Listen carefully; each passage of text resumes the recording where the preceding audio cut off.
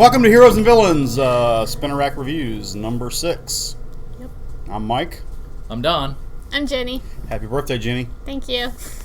It's Jenny's birthday. Today she's 14. I'm not 14. I'm older than that.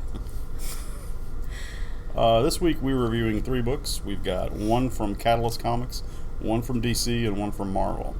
Our first one that we're going to take a look at is Superb by Catalyst. It's a number 1, and Catalyst is a fairly new company.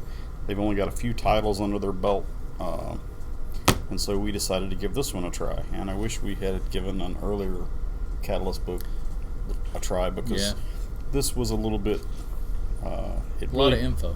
A lot of info, and it really helps if you had read a previous Catalyst title, but we got right into it. So the good about this title is you don't have to worry about multi-crossover events and just intercompany crossover and tons of company history. You can just sort of dive right in, and within a few pages you kind of get the gist of what's been going on in this world. It's a pretty bleak world, though, because there's like a superhuman registration act. Yeah. And anybody that tests positive or is detected, is detected to have powers, they come and they grab them and lock them up and carry them off to some facility to be locked away so they can control. And anybody else got any thoughts? Yeah, there's only like 3 or 4 other books. I think Noble is one, and it's on issue 2, and there's an Excel, and that's on issue 1. So when he says it's really new, it is very, very new. All the first issues, I think, I want to say one of them's up to issue number 3. Maybe Noble is. Yeah, I think Noble was the first, and the others, you should be able to find the number 1s fairly easy and give it a try. I mean, anything outside the norm, I think, is good sometimes. It'll definitely refresh you and then help you appreciate other comics. But yeah, and I liked how the story started. Like I say, Mike already hit this. It's a bleak human. They got, instead of metal detectors in the high school, they've got superhuman power detectors. So, right. And you get an idea of what's going on with the kids talking. And the freaks did this, and they reference some event where a teenager went off, kind of, and blew up the school, killed a bunch of people, and so that's kind of what triggers this whole thing. And so everybody's scared of everybody. There's paranoia, whatnot, and at the same time, you've got this superhero running around doing things, and there's a shadowy government organization trying to find them, and you find, and so basically there are all these kids on the bus, and as they go through the metal detector or the power detector, one of the girls sets it off, and that's kind of where you get the backstory. Is you see these doctors talking, they got her strapped down the table, and they're talking about how her powers are off the charts, and they should have seen some kind of increase. She should have triggered the detector early, so they're finding out that some of these powers just boom manifest. They're not like, it's not like, oh well, I hit puberty and I start gaining powers. It's, I wake up one day and I manifest powers, which is what happens to the kid that blows up, I guess. Right. I think he survived the actual event too. Yeah, I'm not sure about that. I don't remember that, but I do. Obviously, some people's powers would trigger anyway. Some kind of mass energy expulsion, and it incinerates the school and half the people in it. Is basically what I gathered, and that scared everybody.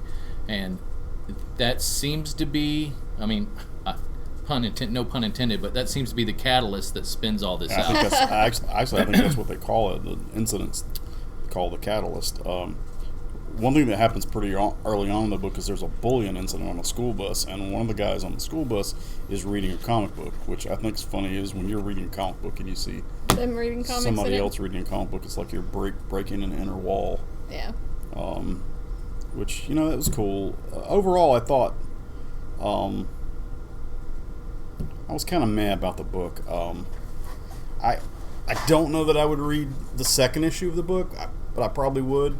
I'm more interested in seeing where the other titles, how they are, and to see how the whole universe is being built and progressed. Yeah, it kind of reminds me of X-Men if Professor Xavier weren't around to kind of help all the mutants. They're just kind of like, oh, mutants are evil, let's kill them. Yeah, It's similar. And I could definitely see them taking that kind of tone with this and taking these kids and giving them kind of a mentor. You know, we've seen this a dozen times with books. You know, Gen 13, New Mutants, Generation X. A lot of these, they take small groups of teenagers and they kind of, you know, put a mentor there, and he kind of molds them and turns them into superheroes. And I could see that book taking that kind of tone. Maybe one of the other heroes from the other Catalyst books comes in, and because they Noble seems to be an older super, from what I gather. I haven't read the book, but he looks older. These are definitely kids, and I'm not sure about Excel, how old he's supposed to be, but these supers are definitely younger. So I could definitely see it taking a tone there. So, pop quiz. In the Silver Age, does anybody know what the first teenage superhero team was? In the Silver Age? In the Silver Age. Teen Titans, wasn't it? You think? I think it was Teen Titans. Okay. I would think it was, but you're making me doubt myself. You would be wrong. Okay. It would be the Legion of Superheroes. You were correct. Yeah. They were all teenage. Yep. That's right. Yep. And I'm not certain about this, but I think the Legion might be the first teenage superhero team. Okay. Unless there's a group, you know, in the Golden Age, maybe some of the young allies that used, like the sidekicks, if the timely sidekicks banded together and fought, you know. But I don't know how much of a cohesive team they were. But I think it's the Legion. Okay. Yeah, I remember them being young. Now I think that most teenage books, though, despite Legion being the first and Teen Titans, I want to say being the second, they all fall into they all get compared to X-Men, which is either the second or the third, depending. I'd have to check the dates, but I want to say they're the third. But most of them get compared to the X-Men because X-Men is, you know, definitely in the last 30 years is the best and the one that it's, you know, it reached its peak of popularity most recently. So I think a lot of them get compared to it, and a lot of them copy it. You know, success works. So, you know, who knows? I don't know where this book's going. I don't know if I'm going to be there for the ride. So. And for that reason, I'm going to give it a bronze. You know, I don't know if I'd read it again. Who knows? Maybe it's got a cool cover. I'll pick it up. Yeah, I guess I concur. I would go with bronze too. The art is good, but it's not nothing that isn't anything we haven't seen before already. You know. Gen 13 did it in the 90s. That was a pretty good book with J. Scott Campbell and them. So this really strikes me as that, except I haven't read it enough to give it, you know, for it to evolve. So we'll see what happens, I guess. I'm also going to give it a bronze. I liked the art. The story is pretty okay. It's not anything we haven't seen before again, but I'm also more interested in the Kayla character who comes back than the actual superhero in the book. And I can't find anything to really like about the hero. So well, you don't really see that's a problem in itself, because you really don't see the hero, who's, I guess, maybe supposed to be, I don't know if he's the main character in the book or not, but you don't see him until, I mean, look. Like, there's a video at the beginning of the book where he's like lifting a car or something, and you hear he's been saving cats and stuff, but outside of that, until the girl gets sent to the facility, the one that triggered the super detector, he doesn't really do much. And so there's 8 pages of the superhero when he's active. Yeah, and he's got a lot of powers too. And part of that is that he's breaking into the superhuman detention facility. Yeah. And I think they referenced that he's telekinetic, which would give him all those the powers that he uses. You know, super strength, the ability to jump over the fence, stunning people. That all comes from TK. We saw that same thing with Superboy in the Rebirth of Superman. It was tactile telekinetics. So it does a very similar job of being able to do all the same stuff that Superman would do. Yeah, but he can also like shut down people's minds and make them not. Yeah, he may be just to be a mental character. Yeah. Telekinesis is usually associated with the mind anyway. So. Like in the case of Jean Grey, telekinetic and telepath too. So, but because of that, I give it a bronze. He just kind of seems to go to YouTube and be like, hey, look at all these cool things I can do. They haven't caught me yet. Yay, tee-hee. Yeah. So, yep. So the next book we're going to talk about is Justice League 25. Okay, this is Justice League 25. It's a new storyline. It's also the big 25th anniversary issue of the new DC Rebirth for Justice League. This is the variant cover. The other cover had the major characters on it, and they're fighting, doing what they normally do, a normal splash page. In this book, you got two stories going on. You got Cyborg and Simon Baz in civvies, and looks like they're at a school, college, something like, or actually it's a school, isn't it? Because there's younger kids there. Yeah. And this super galactic big bad shows up that at one point in time, you get some backstory on him, that the entire Green Lantern Corps, it took the entire Green Lantern Corps to take him down. Yeah, supposedly he's like this zombie infest. Like when I was reading it, I was like, wait, what's the difference between this guy And Necron? And Necron. I mean, very similar to that. And go ahead, I'm sorry. Yeah. So you got that story going on. Basically, it's up to Cyborg and Simon Baz to take care of that. They ended up calling in the rest of the JL, but at the same time, you've got Batman kind of interrogating. I'm not sure who she's supposed to be. Who is that girl? I mean, I have no idea. I was hoping one of you guys knew who that was. She didn't show up in the last Justice League book, and so Batman's interrogating somebody that we have no idea who. I think she's Amazonian, maybe, because she talks about getting locked up on Ceres. She's under restraints. There's no telling who she is. I guess maybe us, the comic professionals, should know that, but we don't. But I think we need to go back for a second and talk about this villain, because I think we glossed over, because I interrupted you, how powerful this guy was. Okay. Nan was saying that like the entire Green Lantern Corps took him down, and by entire Green Lantern Corps, I mean it was like, I think they said thousands of Green Lanterns died taking him down, and trillions of this guy's followers were killed. Yeah. So this guy is some sort of, I've never heard of him before.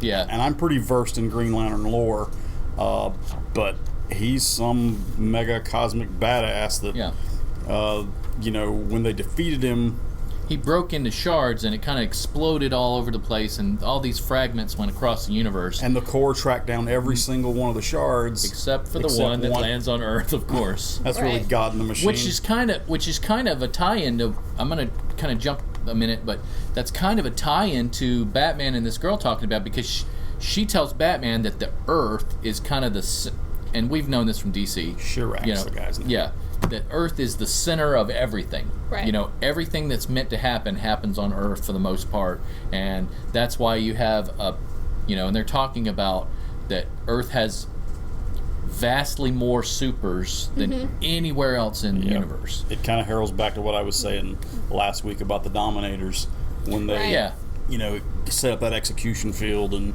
unleashed that hell wave that killed all these humans, and 8 out of the 100 survived, and they were like, that's unacceptable, but I mean it this thing ended up on Earth, go figure. So we're starting to see ties. We're starting to see ties with the whole rebirth thing and all the stuff going on, and I think we're going to get a lot more of that in Metal. I think they're going to pull a lot of these strings back together. You've got all this stuff from the original Rebirth. You got the Button. All this stuff is I mean, it's taken DC, 2 years, but they're starting to pull everything together. Right. But Shiraz, when he lands on this planet, he basically, it's almost like a contagion, and he turns everybody into zombies. And basically, these zombies are just like mindless. It's not even like they're eating machines. They just destroy everything. Right. And so the GL comes, they take him down, they bust him into parts, and then their whole mission is to go around and find all these bits. They're at a Michigan Science Center in Detroit. That's what it is. Not a school. I think I probably glossed they're on over a field that trip. part. Yeah. They're on a field trip. There's a bunch of kids on a field trip. Cyborg and Simon Baz Green Lantern are there, and this thing manifests. And I guess it's a teacher wigs out and whips out a gun. Right. Why is he carrying a gun? I don't know. Obviously, a teacher carries a gun in Detroit. Suspension of disbelief. If I was in Detroit, I'd carry a gun too. No offense to anybody that lives in Detroit or around the Michigan area. But he pulls a gun, and they're trying to decelerate the situation, and the guy ends up turning the gun on himself. Yep. Even though he's got Cyborg and a frickin' Green Lantern there. He puts the gun under his chin and pulls the trigger and ends it. It almost makes me wonder, he was holding a girl hostage. It almost makes me wonder if it wasn't his own child. And that's why, because he seems so distraught at the very idea of pointing a gun at this little girl that he kills himself. Yeah. Because he was sitting there, he's like, I'm gonna kill her. But I gotta agree with Mike on this. You got a Green Lantern there who can do anything he can imagine with his ring. Could he not have stopped that guy from shooting himself in the face? Right. Yeah. That's probably the point in the book that I began to mentally check out. I was like, okay, you're already, you're suspending disbelief when you read a comic book anyway. But when it always annoys me when you're inside a comic book and you're having to suspend the disbelief even further, because you're having to suspend your disbelief that the Green Lantern couldn't stop a guy who's waving a gun around, couldn't stop him from putting the gun under his chin and blowing his head off, which progresses to the page where the blood hits the rock and reignites Billy Shiraz, and he, the power wave erupts and everybody of the vicinity is in danger because of it. Now, Simon Baz is the one who has to share a power battery, right? Yes. He shares a power battery, but they each have their own. And the female Green Lantern both have their own rings, but they share one battery. Okay. Because for those that you read Green Lanterns or Justice League, you all know that she gets her ring from Power Ring, from the CSA Power Ring, or the the CSA Crime Syndicate. Yeah. When Power Ring dies, the ring comes to her, and so he didn't ever have a battery. The Power Ring guy. So there's that. So anyway, I'm just going to get into nuts and bolts. The story's there, but for me, the real story is Batman and this mysterious woman that I still don't know who it is.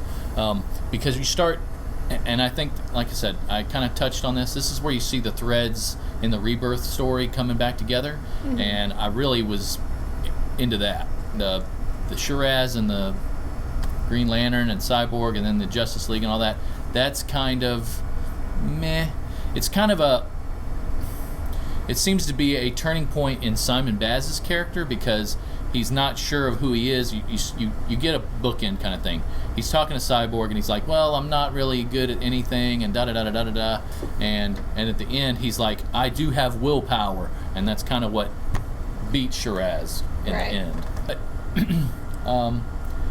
Basically there's a change in Simon Baz, and then at the same time you see Batman getting information on, he gets this information, stuff that he's already delving into in the Dark Days books that we've read and commented on.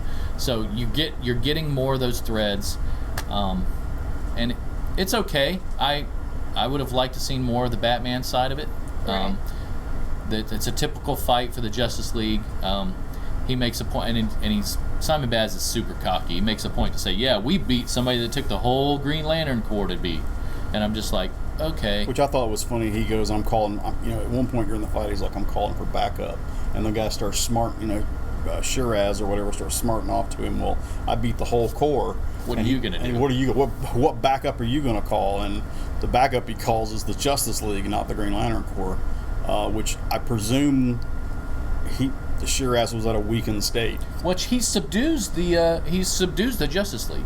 Yes. Simon Baz is the only one left, technically, and Shiraz is like, I want you to watch me destroy the Justice League, basically. And that's when he has this crisis of faith, crisis of will, or whatever, and then he realizes, hey, I'm a Green Lantern, that's what I'm known for, is my willpower. I got this. And basically, he communicates with Cyborg, and they basically come up with a plan to defeat him, and somehow it manages to work, and so they do beat him, and they revert everybody back. So it's a happy ending, but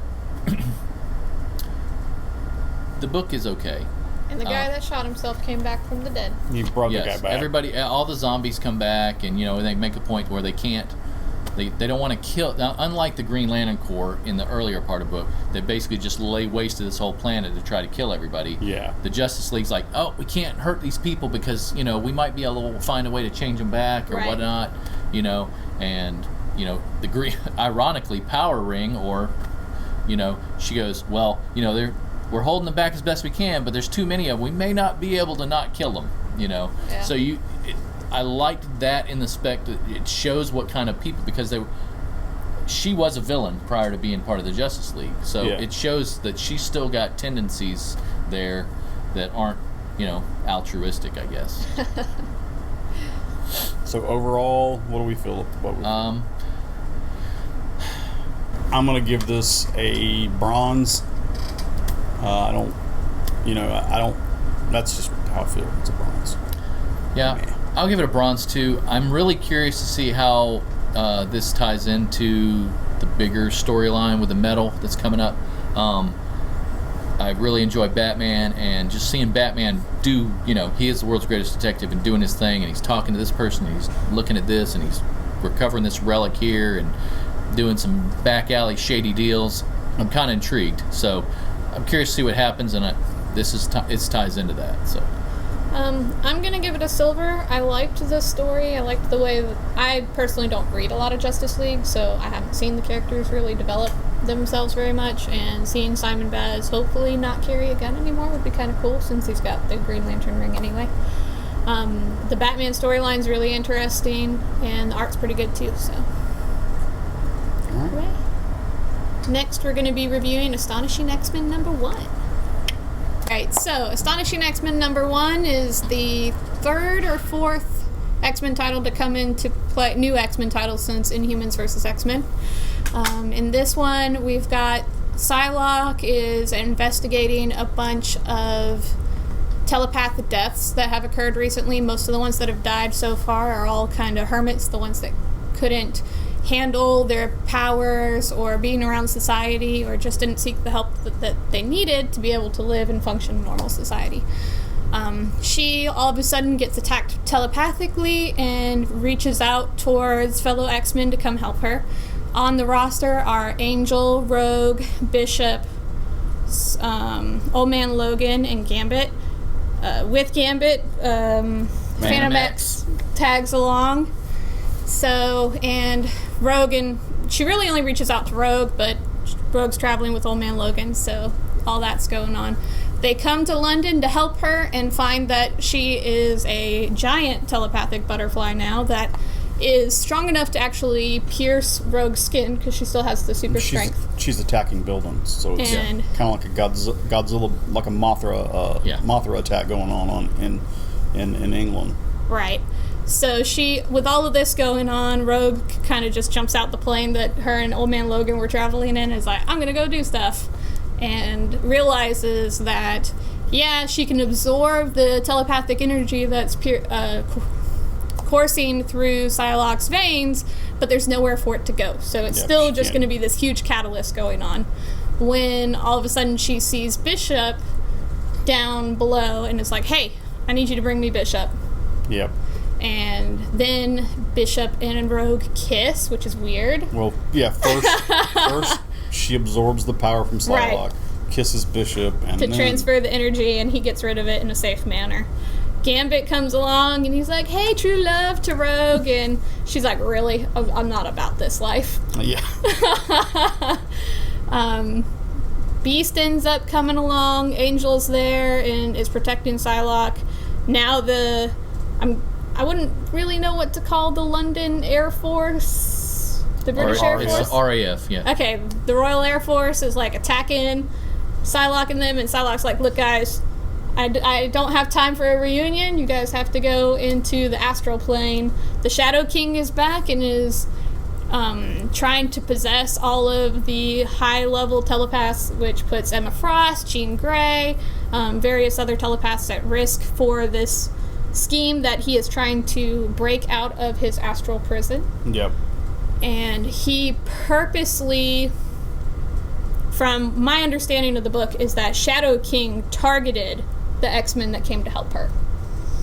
The only kind of rogue X-Men from this event kind of seemed to be Old Man Logan and Phantom X, because they weren't directly connected to Psylocke by this event. At the very end, you know, they all go into the astral plane, and Shadow King's like, moo-hoo-hoo, my plan is coming to fruition. They did this sooner than I expected, but it's what I want. And Psylocke warns them that their likes, their dislikes, everything is a weapon against them, but everything is still their weapon too. And because of this, Shadow King is like, but they don't know that secrets are the real thing you gotta worry about in the astral plane. And he opens this locked safe, and lo and behold, Professor X is there. Or at least his psychic consciousness. Or his psychic consciousness. For those of you who don't know what happened in the X-Men universe in the past few years, AVX, Cyclops killed Professor X. And during Uncanny Avengers, the Red Skull took half of Professor X's brain and put it into his own head. And so then he became not only the Red Skull, but a telepathic Red Skull. Because who needs that? Seems good. Telepathic Nazis. That's just what we need. That's exactly what we need. Part of the reason Rogue is not so keen on being around Gambit and like lovey-dovey with him, other than the fact that they had broken up previously, is the Uncanny Avengers were breaking into a facility to prevent some stuff from happening, and Red Skull got into her head, and Gambit was breaking into the same facility. And they were like kind of, oh, you're cute, but no, kind of thing, like flirting and stuff. And eventually they kiss, but Red Skull breaks the telepathic link, and she's kissing Red Skull and not Gambit. Nice. That's bad. Yeah. Eventually they get the piece of Xavier's brain out of Red Skull, and Johnny Storm fries it. So I'm not sure how that's gonna, or if it's gonna have any effect on Professor X's consciousness. Like he fries it? Like flipping burgers? Yeah, no, he just goes psh, and it's gone. Okay. You know, they just eat little Xavier. I mean, you eat the brain, you get the power, right? That's right. It's good with a bottle of Chianti and some fava beans, right? But that is the main gist of this book. I was kind of hoping Xavier would stay dead a little longer, because it's caused a lot of interesting tension. Yeah. He died, but he got better. He died, but he got better. Yeah. But his physical body's still not alive, I guess. Right. Maybe he'll, have to possess somebody's body. That's what I'm thinking, because I don't think that there's any way for him to come back since half of his brain is gone. I don't remember what happened to the other half. They'll clone his body. That's what they've done in the past, he's regained the ability to walk a few times because they cloned his body, so... That's true. It's just, it's one of those things that I don't mind when a character dies. I just want them to stay dead. Well, the problem we get, and this is perfect example, is that, we've, as comic book readers, we've been hammered with, the joke is that nobody stays dead in comics. Right. And it's pretty much true. I mean... And we're jaded because of that, because the impact of someone's death, when someone dies, there's not a real impact. You're like, oh, okay, see him in a couple issues. I remember in '85 when I was reading Crisis on Infinite Earths, and when Supergirl and Barry Allen died, I was like, whoa! And when Elektra had died in Daredevil, it was an epic thing. And back in X-Men's history, when Jean Grey died, it was epic. But now when somebody dies, I think people are very cynical about it. And I think what you just expressed about Professor X is you're very cynical about it. Your exact words were, I wish he would have stayed dead longer. And I think that's what I like about Game of Thrones so much. Not to get off topic here, but when somebody dies in Game of Thrones, they're pretty much dead. Unless you're the Mountain or Lady Stoneheart. You're dead, and I think the impact of that really resonates with me, at least, and I wish comics was more like that. I mean, can you name one character who's dead, who stayed dead, other than Captain Marvel, the Kree Captain Marvel? Are we talking in current continuity, or in comic book history? I mean, the whole joke used to be, well, Bucky's still dead, but Uncle Ben. That is... I was going to say Gwen Stacy, but they did alternate universe Gwen Stacy and brought her into the current universe. Uncle Ben too is like, he's a that's kind of a supporting character. And Uncle Ben's death, I think he did more in death than he did in life. I mean, right. And that's the point. His death was very meaningful Right. to Pete. I mean, because what Pete turns that into, with great power comes great responsibility. But it's like Batman's parents. I mean, I guess they've stayed dead too. But Right. I mean, like a superhero who's died, or I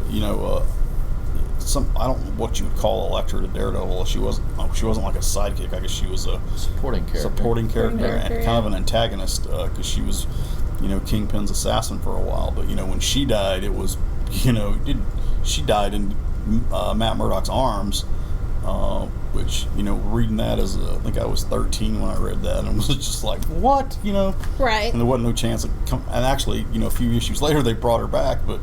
Matt didn't know that for years and years and years. But when characters die now, there's no real impact. Like yesterday, we were having a discussion in the shop, and I was like, Don, didn't Wasp die recently? And he's like, well, I only remember Wasp dying in the Ultimates, but there was some crossover in the last 6-7 years where Wasp died, and I remember reading it, and it was like, what? Who cares? Right. I mean, not just because it was Wasp, but I mean, it had no impact. Yeah.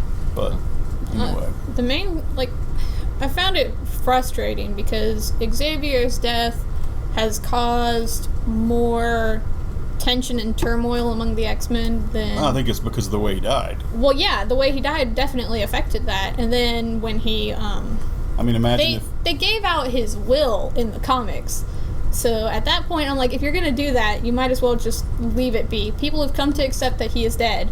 Nobody likes it, but... The way Professor Xavier died would be akin to what if, George Washington was murdered by John Adams or Thomas Jefferson. Right. That's what it would be like. I mean, because Cyclops killing Professor X. I still want to see Secret Invasion 2, and it's revealed that Cyclops is a Skrull. that would explain some of his actions. Yeah. For a while. I mean, that for most of the X-Men, Cyclops killing Professor X would be a unpardonable sin. Yeah, I don't Right. think you come back from that. But people have come back from character defining crises before, when Hal Jordan rounded up all the Green Lantern rings. He came back from that. So there's no telling if Scott can come back from that. But So overall, what do we think of the book? I enjoyed the story. I'm going to give it a Silver Age. I liked everything except the fact that, Professor X is hiding in the astral plane. The art's pretty good. I like most of the characters on the team, so I'm going to continue reading this book. Yeah. I'm going to give it a bronze. I was kind of like, okay, big bad. I've started off with low expectations, big bad. And then, when the fight scene was cool, I was like, oh, there's one part where Gambit charges up the magazines for Phantom X's gun, Yeah. and he's shooting kinetically charged bullets. I thought that was really cool. That was epic. So the fight scene's pretty cool. And then, Angel's wings bust open, the feathers bust off, and he's metal, and he's protecting Rogue from the psychic bullets or whatever. And then the end, and I'm just like, okay, again. So that was kind of the bullet in the horse for me. I was like, I don't know that I'll read it. I had high hopes for this book, and it kind of disappointed, but it didn't disappoint as much as I'm normally disappointed.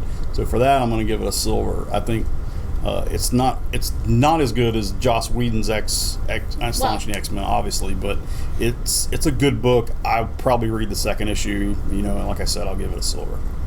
But I think that's all of it for this week for the review. We hope you subscribe here, right there on Don's nose, and check us back next week. Yep. Have a good one. See ya. Bye.